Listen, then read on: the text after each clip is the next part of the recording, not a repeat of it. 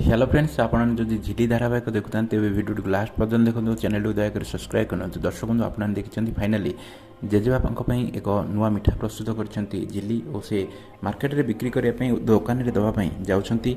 और सेठारे खायापी नहीं जाऊँच समरेश बाबू और दादा को कहते जे मु रांधिकी आनी कहबनी ना बाबा खाइबिनी और एपटे टीना नहीं जाइए एक नुआ रेस्टोरेंट को झिलिकी और सेठारे से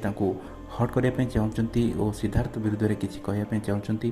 और कहते ये रेस्टोरेंटा हूँ एमती गोटे जगह जो लिविंग रिलेसन रखा है और न्यू मैरेज कपल और अनमैरिड कपल और पुओ झील मैंने ये आसती और बहुत मजामस्ती करके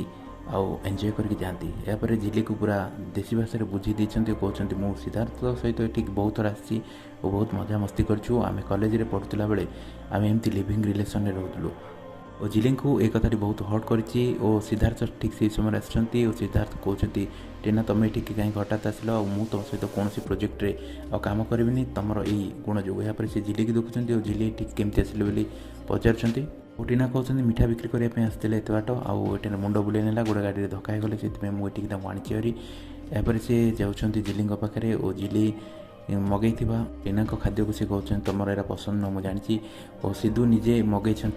झिली खाଇବା और झिली सहित बहुत मीठा मीठा कथा होती यही कथा देखी झिली कहते मुझे जानी टीना तुम सब पिला बेलर कथा कॉलेज बेलर कथा कहला तुम केते क्लोज से कथा कहते और तुम ये आस बोली कहते झिली कहते सिद्धू बाबू को मुझे ठंडा मिजाज केवे भी देखनी प्रथम थर देखुची दर्शक जो भल लगी वीडियो लाइक करूँ।